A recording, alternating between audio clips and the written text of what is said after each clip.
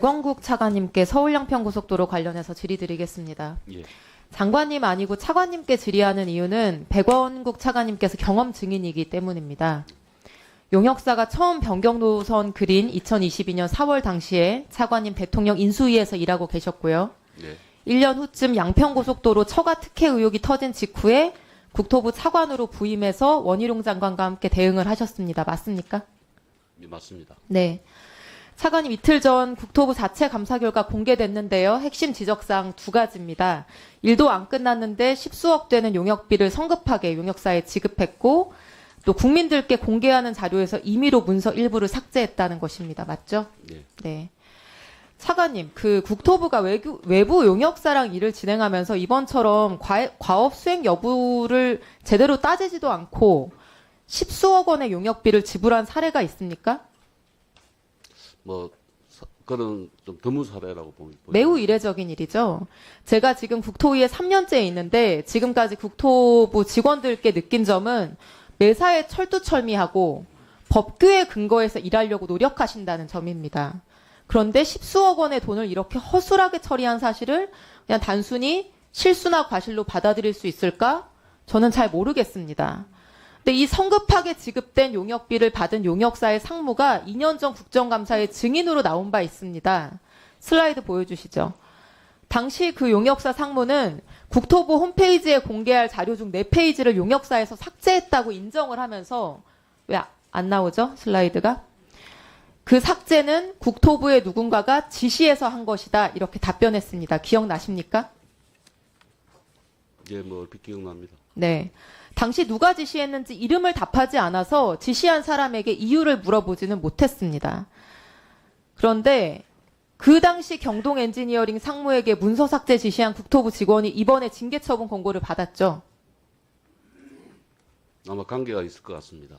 직접 확인은 못 차관님 감사 결과 못 보셨습니까? 거기에 익명 처리되어 있는 이름이 있는데요. 저도 이름을 이게 지금 오늘 배포된 자료 정도로 봤습니다. 차관님, 국토부 직원이 뭐가 무서워서 장관이 전부 공개하라고 지시한 문서를 함부로 삭제하고 뭐 때문에 과업이 끝나지도 않았는데 18억 원이 넘는 돈을 덜컥 용역사에 줬을까요? 왜입니까? 저는 좀 이렇게 실수가 있었다고 보여집니다. 단순히 실수라고요? 지금 아까 감사 결과에서도 얘기했듯이 그 4페이지를 뺀 이유는 하남 쪽에 민원이 있었다라는 부분하고 오타가 있었다. 그런 이유로 실무적으로 판단해서 뺀 걸로 알고 있습니다. 제가 답을 알려드리겠습니다. 제가 생각하는 답이요. 저는 삭제된 문서 안에 답이 있다고 생각합니다. 다음 슬라이드 보여주시면 이 페이지가 국토부가 용역사 시켜서 삭제한 부분입니다. 용역사가 용역 착수 보고에도 하기 전에 2022년 4월에 국토부에 제출했던 과업 수행 계획서의 한 페이지입니다. 여기 보시면 노선 선정과 관련해서 종점부 위치 변경 검토라고 하는 문구가 써져 있습니다. 근데 종점 위치 변경을 검토해야 되는 사유가 옆에 적혀 있는데 기존 종점이 연결될 교각의 위치가 높고 터널이 인접해 있어서 변경을 검토해야 된다는 내용입니다. 제가 이 기존 종점 양서면 부근에 가본 적이 있는데요.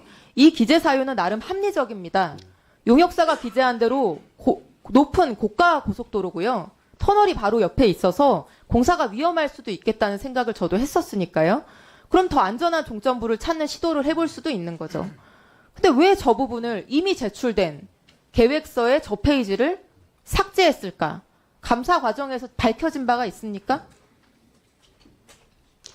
사실 저 내용으로 보면 사실 4페이지가 어떻게 보면 그렇게 의도적으로 할 필요가 없다는 걸 반증한다고 저는 그렇죠. 생각합니다. 예. 의도적으로 할 필요가 없습니다. 그냥 안전한 위치를 기존 종점 위치 말고 다른 곳으로 찾아보자는 취지였다면 삭제할 이유가 없습니다.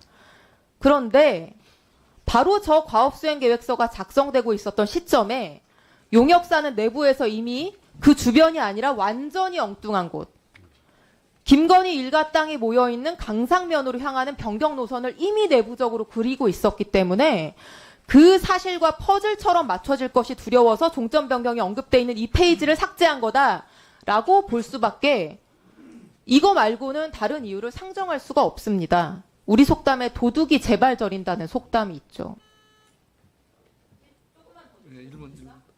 국토부와 용역사는 용역업계에 착수하기도 전부터 이미 강상면 종점을 정해두고 있었습니다. 다음 슬라이드. 이 장표는 재작년 국감 과정에서 공개된 문서입니다. 아까 보여드린 삭제된 페이지가 제출된 게 2022년 4월인데 그 비슷한 시기인 2022년 4월 11일에 용역사가 내부적으로 작성한 것이고 국토부가 제출한 자료입니다. 이 검토안에는 이미 단순히 종점 변경을 검토한다는 게 아니라 강상면으로 변경 검토한다라는 내용과 함께 노선까지 작성되어 있습니다. 같은 시기에 다른 목적으로 작성된 두 문서를 합쳐서 보면은 삭제된 문서에 종점부 위치 변경 검토라고 하는 말이 실상으로는 강상면으로 종점부 변경이라는 의미이기 때문에 그래서 그냥 놔둬도 되는 문서를 국민들께 공개될 문서를 용역사 직원과 국토부 직원이 삭제를 한 겁니다.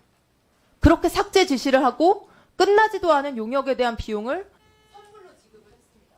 매우 이례적이게.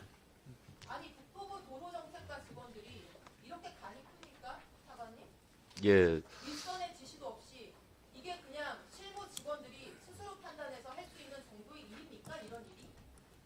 저는 엊그제 징계처분 권고를 받은 공무원들이 굉장히 억울할 수도 있겠다고 생각을 했습니다. 이게 실무자 수준에서 감당하고 결정할 수 있는 일이 아무리 봐도 아니기 때문입니다.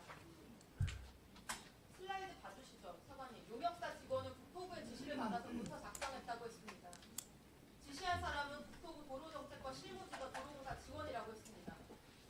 그러면 이 도로정책과 실무진에게 지시한 국토부 간부는 누굽니까? 그 국토부 간부에게 종점 변경 지시한 윗선은 누구겠습니까, 사관님? 아시는 바 있습니까? 하실 말씀 있습니까? 예, 제가 좀 답변 좀 드리겠습니다. 지금 말씀하신 대로 이 부분에 대해서는 아까 장관님께서 말씀하셨지만 타당성 조사할 때는 대안 노선을 검토하는 것이 의무입니다. 그래서 22년 1월 달을 저는 기억합니다. 가업 지시서가 나갈 때 첫 번째 요구사항이 대안 검토를 해라. 그리고 왜 그랬는가 하면 에타 보고서에 아까 말씀하신 사항 있지 않습니까? 그 종점부 JCT 부분이 기술적으로 접속하기 힘들기 때문에 그 부분에 대해서는 검토가 필요하다는 것을 에타 보고서에 이미 나와 있었던 사안입니다. 왜 용역사의 지시에서 저 페이지를 삭제했는지를 묻고 있는 겁니다, 사관님. 만일에 멀쩡하게 작성된 예. 그렇게 정당하게 작성된 계획서를 그것도 일부만 사후적으로 몰래 국민들과 국회에 설명하지도 않고 그렇게 삭제했느냐는 것입니다. 제가 그게 잘못됐다고 해서 지금 징계 처분 요구까지 받지 않았습니까? 그 부분에 대해서는 지금 잘못을 했기 때문에 감사 처분 결과가 나온 것이고요. 의원님께서 말씀하신 대로 그게 의도적이고 아주 조직적이었다면 왜 모든 것을 다 그렇게 처리하지 않고 그 부분만 처리했겠습니까? 지금 의원님께서 지금 자료를 내놓으신 것도 국토부에서 공개한 자료 있지 않습니까?